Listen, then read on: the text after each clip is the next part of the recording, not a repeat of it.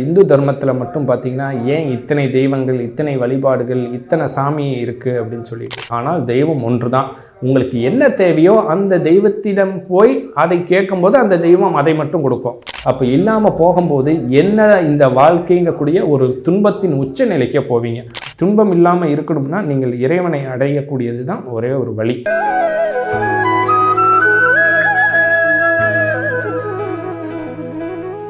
இன்னைக்கு எத்தனையோ தெய்வ வழிபாடுகள் இருக்குது, பூஜை புனஸ்காரங்கள் இருக்குது. நிறைய பேர் சொல்லுவாங்க, நாம் இந்து தர்மத்தில் மட்டும் பார்த்திங்கன்னா ஏன் இத்தனை தெய்வங்கள், இத்தனை வழிபாடுகள், இத்தனை சாமி இருக்குது அப்படின்னு சொல்லிட்டு.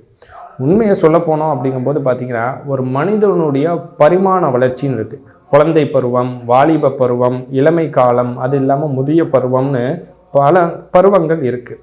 அது மட்டும் இல்லாது இங்கே எல்லாருக்குமே எல்லா தேவைகளும் கிடைக்கிறது கிடையாது, இருந்தது கிடையாது. ஒருத்தர் கல்வி தேவை இருக்கும், ஒருத்தருக்கு உடல் பலம் தேவைப்படும், ஒருத்தருக்கு செல்வம் தேவைப்படும். இன்றைக்கி செல்வத்துக்கு ஒரு கடவுள், கல்விக்கு ஒரு கடவுள், அது மட்டும் இல்லாமல் பார்த்திங்கன்னா பலத்திற்கு ஒரு கடவுள், இது மாதிரியான கடவுள் பிரிக்கிறோம். நீங்கள் திருப்பதி போகிறவங்கள பார்த்தீங்கன்னா ஞானம் வேணும்னு கேட்குறவங்க திருப்பதி போக மாட்டாங்க. செல்வம் வேணும், வாழ்க்கையில் ஒரு நல்ல செல்வாக்கோட வாழணும், அதிகாரத்தோடு வாழணுங்கிறவங்க திருப்பதி போவாங்க. நீங்கள் திருவண்ணாமலை போகிறவங்கள கேட்டிங்கன்னா வாழ்க்கையில் ரொம்ப வழிபட்டு, வாழ்க்கையில் ரொம்ப துன்பப்பட்டு, துயரப்பட்டு, அந்த கர்ம வினையினால் மன உளைச்சல் ஆனவங்க சிவனை தேடி போவாங்க. அதே போல் சரஸ்வதி கிட்ட போகிறவங்க எனக்கு செல்வம் கொடுன்னு கேட்க மாட்டாங்க. ஒரு மனிதனுக்கு பல முகங்கள் இருக்குது. கோபப்படும் போது ஒரு முகம், சந்தோஷமாக இருக்கும்போது ஒரு முகம், அது இல்லாமல் ஆசைகளை வெளிப்படுத்தும் போது ஒரு முகம், காதலை வெளிப்படுத்தும் போது ஒரு முகம், கல்வி கற்கும் போது ஒரு முகம். அவங்களுடைய குணங்கள் அந்த சூழலுக்கு ஏற்ற மாதிரி மாறுது. அதுக்கு ஏற்ற மாதிரி தான் நம்மளுடைய குணங்களுக்கு ஏற்றாற் போலும், தேவைகளுக்கு ஏற்றாற் போலும் இங்கு தெய்வங்கள் பலவிதமாக பிரிக்கப்பட்டது. ஆனால் தெய்வம் ஒன்று தான். உங்களுக்கு என்ன தேவையோ அந்த தெய்வத்திடம் போய் அதை கேட்கும்போது அந்த தெய்வம் அதை மட்டும் கொடுக்கும். நீங்கள் நல்ல கோடீஸ்வரராக இருக்கீங்க, உங்களுக்கு கல்வி தான் தேவைன்னா நீங்கள் கோடீஸ்வரனை தேடி போக மாட்டீங்க, கல்வியை தேடி போவீங்க. இப்போ உங்களுக்கு என்ன தேவையோ அந்த தேவை சார்ந்த தெய்வங்களை, அந்த சக்தியை நீங்கள் தேடி போகும்போது அது உங்களுக்கு கிடைக்கிறது. அதுபோல தான் இங்கு அகோரிகளாக இருக்கட்டும், பைராகிகள், நிர்வாணிகள் அப்படிங்கக்கூடிய பல பேர் இங்கே இருக்காங்க.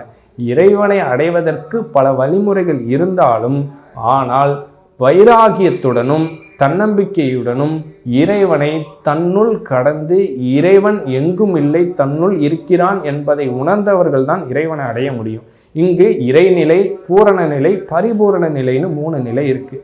இந்த அகோரிகள் இவங்கெல்லாம் பார்த்திங்கன்னா இறைநிலையிலேயே இருந்து இறந்து மீண்டும் பிறப்பாங்க.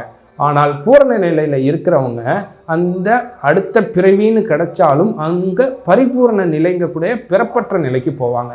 இங்கே நான் எதுக்குங்க பிறப்பற்ற நிலைக்காக நான் கஷ்டப்படணும், வாழ்க்கையில் ஒரு பிறவியை கடவுள் கொடுத்துருக்காரு, நான் சந்தோஷமாக இருக்கிறதுக்கு தான் இந்த பிறவி, நான் ஏன் பேரின்பங்கக்கூடிய இறைவனை அடையணும், எனக்கு கிடைச்ச வாழ்க்கையை நான் ஒரே ஒரு வாழ்க்கையை நான் ஏன் மிஸ் பண்ணணும்னு 1000 கேள்விகள் கேட்கலாம். நீங்கள் இங்கு எது இன்பம்னு சொல்கிறீங்களோ அனைத்து சிற்றின்பங்களும் இறுதியில் துன்பத்தை கொடுக்கக்கூடியது. நீங்கள் எண்ணி பாருங்களேன், நீங்கள் ஒரு பொண்ணை காதலிக்கலாம், இல்லை உங்களுடைய தேவைகளுக்காக சொத்து சேர்த்து வைக்கலாம், இல்லை உங்களுடைய உடல் ஆரோக்கியத்திற்காக ஏதோ காஸ்மெட்டிக்ஸ்லாம் யூஸ் பண்ணலாம்.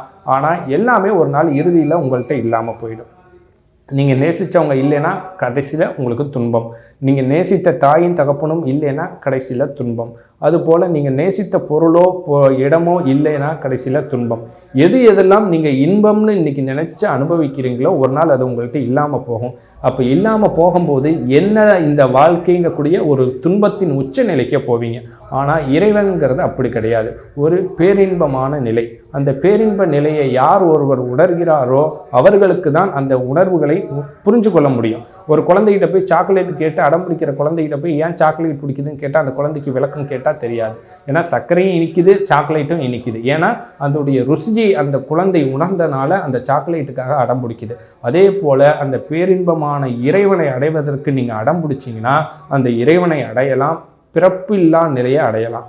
பிறப்பு என்பது நீங்கள் நினைக்கிற மாதிரி சின்ன விஷயம் கிடையாது. இந்த பிறவியில் உங்களுக்கு தேவைகள் கிடைச்சிருச்சு, மீண்டும் கிடைக்கக்கூடிய பிறவிகளில் உங்களுக்கு தேவைகள் இல்லாமலோ தேவைகளுக்கு அப்பாற்பட்ட ஒரு நிலையில் நீங்கள் பிறந்துட்டீங்கன்னா என்ன? ஏன்னா இங்கு பிறப்பு என்பதே துன்பம் தான். துன்பம் இல்லாமல் இருக்கணும்னா நீங்கள் இறைவனை அடையக்கூடியது தான் ஒரே ஒரு வழி. அப்போ அகோரிகள்ங்கிறது என்னுடைய பார்வையில் இறைநிலை தான். அவர்கள் இன்னும் முழுமையாக இறைவனை இன்னும் தெரிந்து கொள்ளவில்லை. இறைவனை எந்த விதத்தில் வேணாலும் அடையலான்னு நினைக்கிறவங்க தான் அகோரிகள். அதனால் அவர் இறைநிலையில் இருக்காங்க. மீண்டும் அவர்களுக்கு பூரண நிலைங்கக்கூடிய நிலை கிடைக்கும். அதுக்கப்புறம் பரிபூர்ண நிலை கிடைக்கும். பரிபூர்ண நிலையை யார் அடைகிறாங்களோ அவர்தான் இறைவன்கக்கூடிய அந்த பேரானந்தத்தோடு இணைய முடியும்.